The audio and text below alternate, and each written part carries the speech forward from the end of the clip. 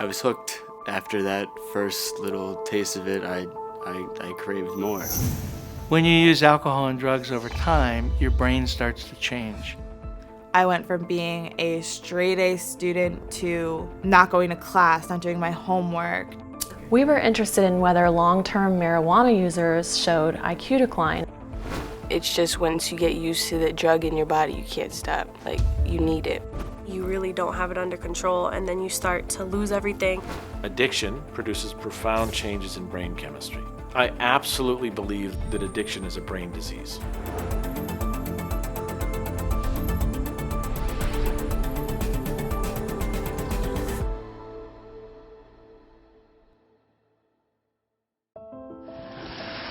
The human brain is by far the most complex organ of the body. It processes information about the sights and sounds of the world around us. It's responsible for how we think. It coordinates how our muscles move. It stores and recalls our memories. It determines how we feel about ourselves and how we experience different emotions. The brain also determines how people experience different kinds of drugs, from the pleasurable highs that entice them when first using a drug, to the compulsions and cravings that come with addiction. My name is Francisco Ramirez. In this program, we'll look at how drugs affect how the brain works. We'll start by looking at the structure of the brain.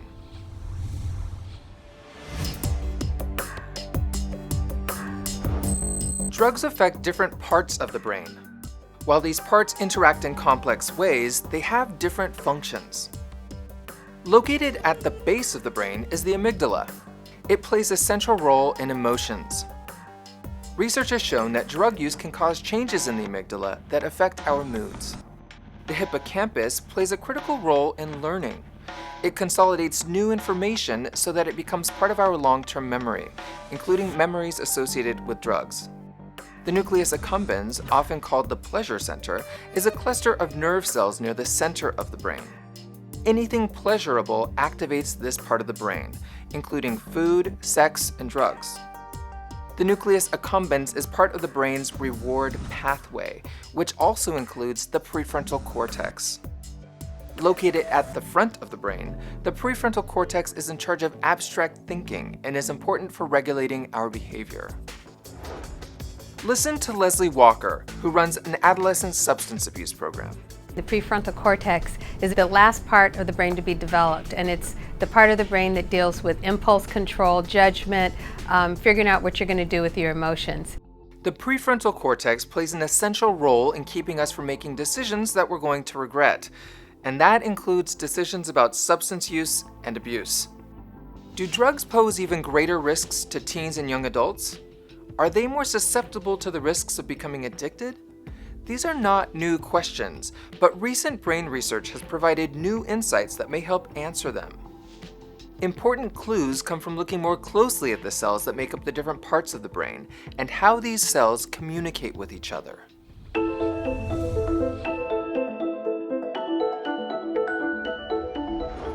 The different parts that make up the brain are themselves made up of tiny cells called neurons.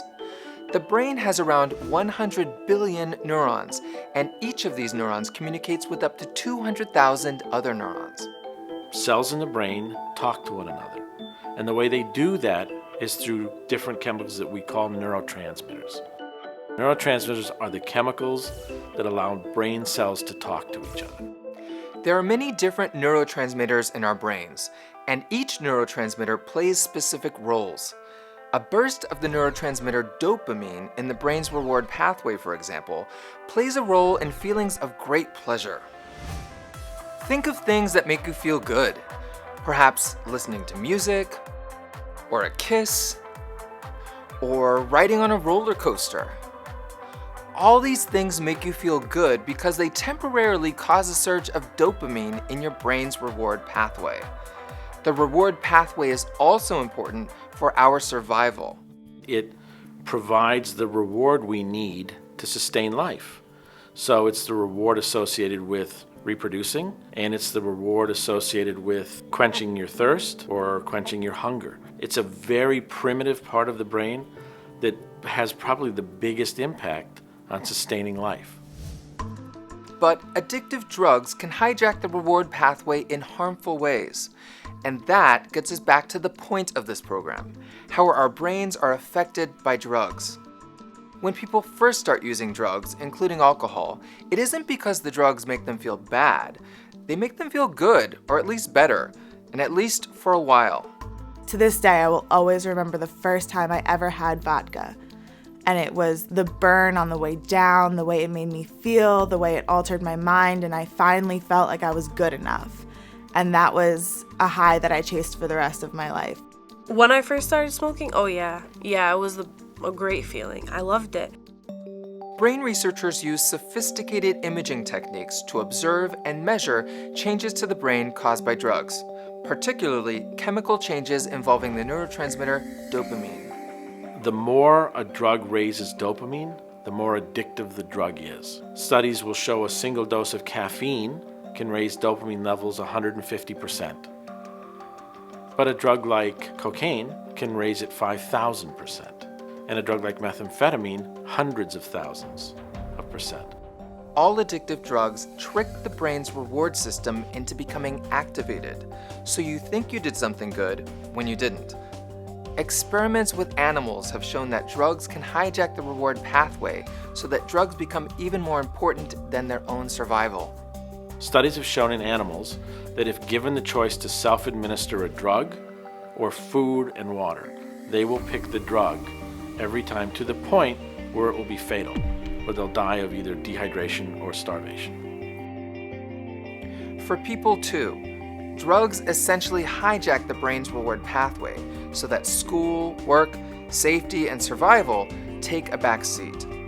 As a consequence, behaviors change, relationships go away, friends go away, everything starts to change, and it just snowballs. It just continues to get worse. I spent the majority of my time drunk. I don't remember the first half of my senior year in high school, nor the summer before it. And they told me that I was running in the middle of the street one time too. There was cars coming beeping at me and stuff, and I was like, I didn't even know I was doing that. Teens and young adults may be more susceptible to the effects of drugs because not all parts of the brain mature at the same pace. The brain's reward system, the dopamine-fueled part of the brain, matures in the early teen years. It acts as a kind of accelerator and motivates us to try new things, take risks, seek adventure, and explore the world. All things that can be good. But taking risks might also include trying drugs. And this is where the prefrontal cortex is important. It's the part of the brain that acts as a brake and helps us interpret what risks are healthy and what risks are not. But it is also the part of the brain that isn't fully developed until the early 20s. That's why when people talk about teenagers, so they sometimes have trouble taking the time to think about what they're going to do. Their judgment may be different than an adult's. Ask an adolescent kid when he's doing cocaine, well, don't you worry about what's going to happen in a week? They don't think about in a week. They don't think about in a year. They don't think about in a decade because their frontal cortex isn't developed enough. The response is always, I want to feel good now. If all addictive drugs affect dopamine levels in the brain's reward pathway, why is it that people who are addicted often seem so miserable? Shouldn't more dopamine mean more pleasure? There are other things that happen. With repeated use, using drugs actually changes the brain. The reward circuits become compromised. Among other consequences, it means the drug user develops a tolerance to the drug.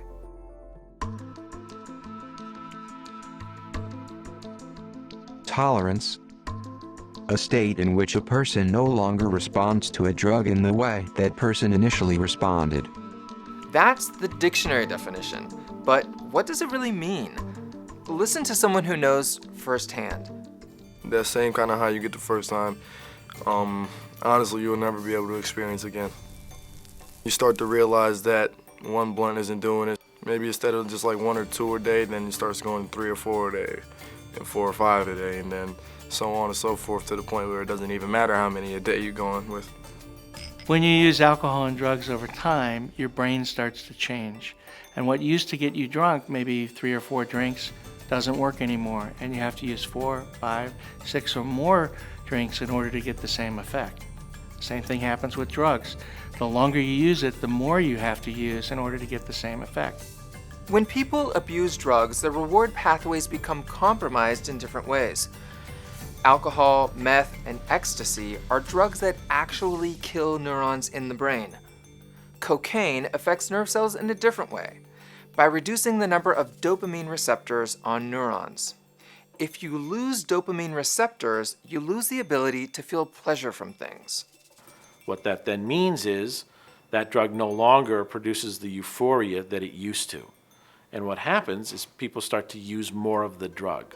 As it progressed and we started doing it more often, we had to definitely use more, 2, 3 times as much to get the same feeling. You would never get that feeling that you had the first time, no matter how hard you tried. And believe me, we tried pretty hard. You can see it also with alcohol. Over time, the brain changes so that you need to drink more and more to get the same effects. People can have a sip of wine and put the glass down and make it last for an evening. I have no idea how people can do that. That concept just baffles me. How can you take one sip and put it down? It wouldn't leave my hand until it was empty, and within minutes I had another one in my hand. One possible consequence of developing tolerance to alcohol or another drug is that the user also becomes dependent on the drug.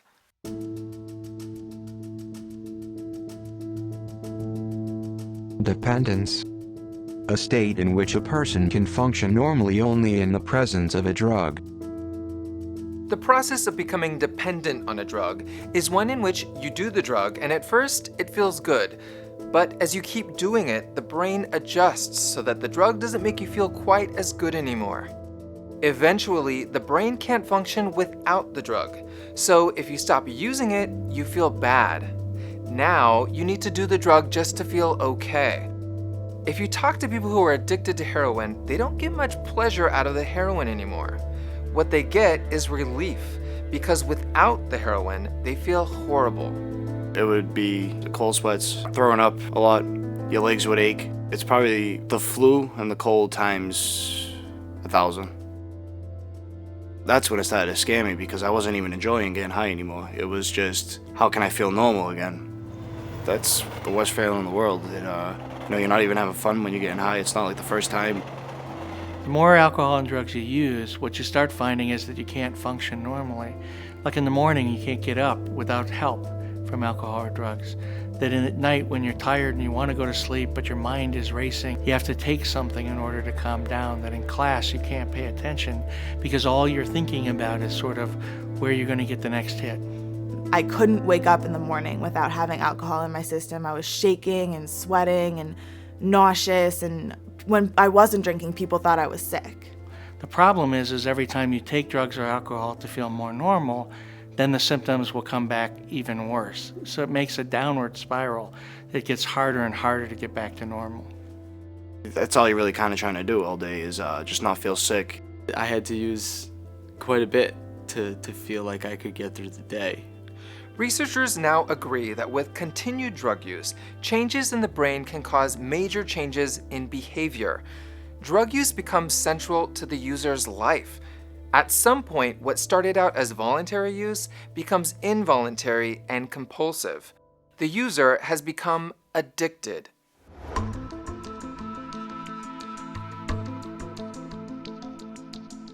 Addiction. Compulsive physiological need for a habit-forming substance. Compulsive, that's the key word. When a behavior is compulsive, you have to do it. The addicted brain has changed. The way nerve cells communicate has changed, and this is reflected in the user's behavior. Drugs and the craving for drugs take over an addicted person's life so that nothing else matters. Not family, not health, not friends. I get into arguments with my parents almost daily. Everybody does. But when I was using drugs, I was very malicious, and my intent was really to hurt them. I don't know if I'll ever be able to forgive myself for some of the things that I said to them.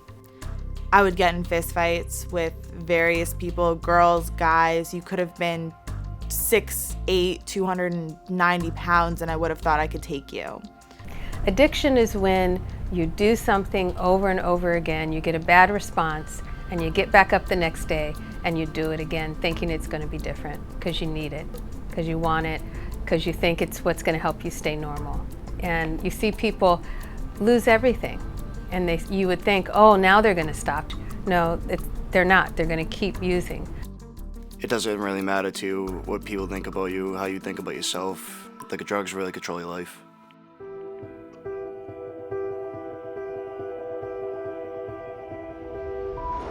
There are other risks resulting from changes in the brain caused by drugs and alcohol. Take one example, marijuana. Many people think that pot is harmless, but studies have indicated that among people who use marijuana, about 9% will become dependent on it. This number goes up to about 17% for marijuana users who start using as teens. One of the areas of the brain affected by marijuana use is the hippocampus, the part of the brain associated with memory and learning. Listen to Christian Thurston, who runs a clinic in Denver where he treats young people who are dependent on marijuana. It's been clearly shown that marijuana causes significant damage to the hippocampus. Learning and memory is impaired for potentially days after people use. So there's effects of marijuana that last even after the initial high. I used to have a very good memory, like when I was a kid and when I was growing up. When I started smoking, I couldn't remember anything. I still can't. I can't remember anything, not one thing. While she was a researcher at Duke University, Madeline Meyer helped lead a study indicating that the effects of marijuana on mental functioning and intelligence aren't just temporary. We were interested in whether long-term marijuana users showed IQ decline. So IQ is a measure of general mental ability. It measures things like your ability to learn quickly, your ability to understand complex ideas, your ability to reason and figure things out.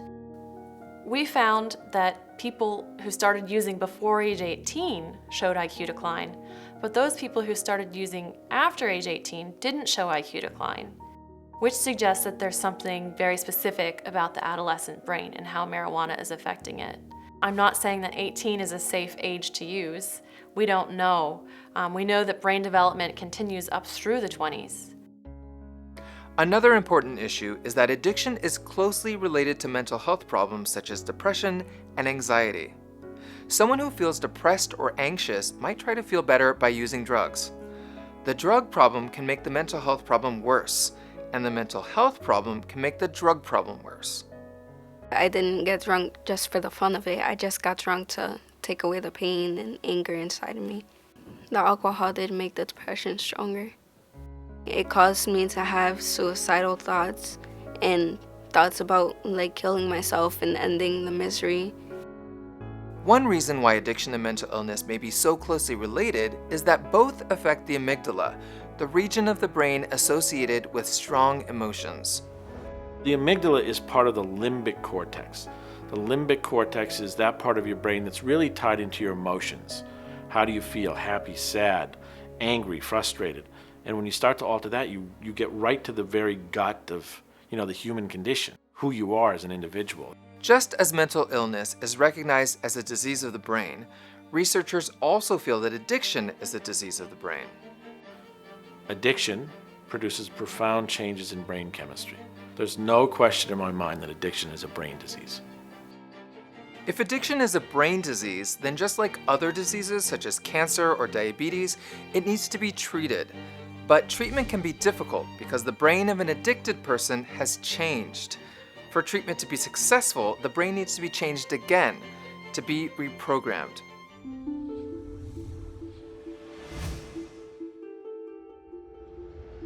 For anyone who is addicted to drugs or alcohol, quitting and recovery are not easy because the brain has formed permanent memories of the pleasure first experienced. Even long after a person stops using a drug, these memories can be activated by cues in the environment that trigger cravings for the drug. Parties, females, and friends. When you're using, those is just 3 of the things that go along with it. It's like when you get around certain people, it's like these are my old buddies that I used to do it with, and you know what I'm saying, you're seeing them having a good old time. you have the thought of alcohol in your head and nothing can break your one-track mind to get it. Can't get it out of your mind. You're thinking about what it would feel like to be high, and you just really, really want to have a drink or a hit, or you just want to use something, and it can be almost uncontrollable. Craving cocaine was unlike any hunger you can imagine. Everybody that I've ever talked to about it, we've described it as an itch that you cannot scratch, that gets progressively worse until it's unbearable. Because of cravings, many people who try to quit relapse and use again. It takes a lot for some people to ever even think of stopping, and it takes on average 6 or 7 times of trying to stop before you actually are successful. Once a person becomes addicted, it's a lifetime of working through that and trying to keep yourself from having the bad effects, even if you don't want to use anymore. It is an ongoing process. You don't hear of the recovered addict, you hear of addicts who are recovering. And all that simply means is you're learning to adapt to the change in your brain caused by the use of the drug. Over and over again, brain research points to the risks of drug and alcohol use for young people. But people can stop using. They can get better. What the brain, particularly the young brain, has going for it is its plasticity, its ability to adapt and change. The very things that make the teenage brain more likely to become addicted in the first place can also help the brain compensate for the damage that's been done. For Stephen Dewey and the other researchers in this program, there is another perspective about the effects of using drugs on the brain. It is much better to prevent the damage from occurring in the first place. It is much easier to not start using a drug, to make the decision to not use, than it is to quit once you have. None of the recovering users that appear in this program started taking drugs with the intention of becoming addicted, but they all took steps to acknowledge that they had a problem and sought help. And all are on the road to recovery. Giving up alcohol as a senior in high school, I'm not going to sit here and say it was all roses. It was hard, but the outcome is so great. I have a confidence now that I haven't had in my entire life. You know, there are people out there who will help you, but you have to be ready. Like, you have to really, really want the help. I've been sober for 5.5 years now, and it's just because I wanted it. Alcohol can't be the answer. Drugs can't be the answer. The answer is helping yourself and finding that inner person to make you stronger in life, to make you who you want to be in the future.